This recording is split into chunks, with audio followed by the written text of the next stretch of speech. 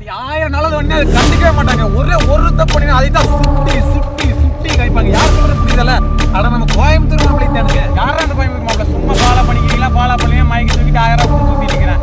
முடியாத 2 ஐடி தான் கேட்டாரு. அதை கூட வாங்கி தர முடியாதான்னு கேட்கறேன். உங்களை பார்த்து கேட்கறேன். ஜிஹெச் தெரியுங்களா? அதுல வந்து பாத்தீங்கன்னா முடியாதவங்க நிறைய பேர் இருப்பாங்க. அதுல வந்து ஜிபே நம்பர் வாங்கி முடிஞ்சு ஹெல்ப் பண்ணி கொடுத்தாருங்க. அவர் நினைச்ச 50,000 லட்சம் ரூபாய் ப்ரொமோஷனுக்கு வாங்கலாம். ஆனா வந்து சின்ன கடையை தள்ளி வலிக்க சாப்பிட்டு பேவு பண்ணிட்டு அதை வீடியோ எடுத்து போட்டு சப்போர்ட் பண்ணி கொடுத்தாரு. ஸ்கூல் ஸ்டூடெண்ட்ஸ்க்கெல்லாம் பார்த்தா பேனா, பென்சில், ஜாமெட்ரி பாக்ஸ் போட்டு நிறைய சப்போர்ட் பண்ணி கொடுத்தாரு. இன்னும் எக்கச்சக்கமான ஹெல்ப் பண்ணிக்கிறார். அதை எல்லாமே பேசாத நீங்க 2 இட்லி தானே, அவர் பணமெல்லாம் கொடுக்கலீங்க.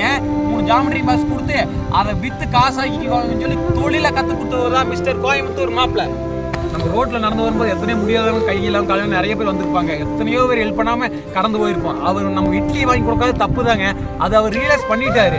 அதுக்கு மேலேயே அவர் ட்ரோல் பண்றது, கெட்ட வார்த்தையில் திட்டுறது, இதை தான் தப்புன்னு சொல்றேன். இதை மட்டும் பண்ணாதீங்க.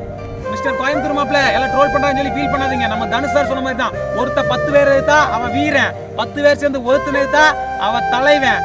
என்னைக்குமே ஃபீல் பண்ணாதீங்க. என்றும் நம்ம கோயமுத்தூர் அலம்பு டாடு.